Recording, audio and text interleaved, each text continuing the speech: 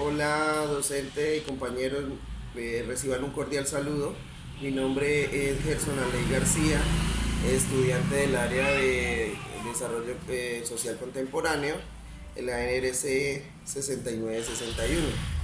Y el día de hoy pues venimos a tratar un tema bien importante y es abordar el tema sobre el modelo de desarrollo dominante y los hitos más importantes de la historia o los hitos más relevantes que se tienen durante la historia, basados pues en el libro que está titulado Desarrollo de visiones hegemónicas y alternativas. Teniendo en cuenta pues ese libro en la unidad 2 empezamos hablando sobre el capitalismo y sobre el desarrollo de un país. Cuando nosotros hablamos del capitalismo, el capitalismo es el sistema económico y social que está basado en la propiedad privada de los medios de producción, en la importancia del capital. O sea, la importancia de este punto es generar riquezas y asignación de esos recursos a través del mecanismo como lo es el mercado. Teniendo en cuenta esto, pues pasamos al segundo, que es el desarrollo de un país. Cuando nosotros hablamos de desarrollo de un país es cuando ese país en la parte económica pues tiene la solvencia y puede de cierta manera generar una alta calidad de vida a sus habitantes o al ser humano dentro de su mismo círculo, de su misma república. Esto es de tener en cuenta pues dentro de los diferentes países el desarrollo habla de la alta calidad de vida para ellos mismos.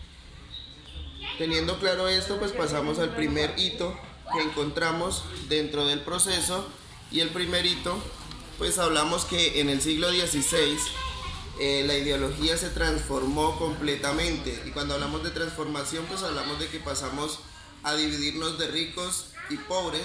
Luego pues pasamos a hacer la división de metrópolis y colonias que se tenían en ese momento, y por último pues pasamos a hacer países civilizados y países bárbaros que se tenían dentro de ese momento.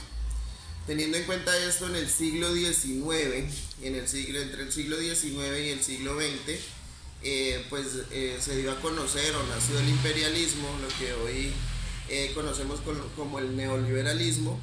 ¿Y qué es ese imperialismo? Pues eso comprende o radica todo el punto de la mercancía, se reduce a esa palabra, todo lo que tiene que ver con la parte de la mercancía. Teniendo en cuenta esto, pues entramos a un segundo punto y hablamos de la época del descubrimiento. Cuando nosotros hablamos de la época del descubrimiento, tenemos en cuenta que en 1533 se llevó a cabo, se firmó un tratado entre las monarquías, como lo era España y Portugal en ese momento, y ese tratado se llamó el Tratado de Versalles.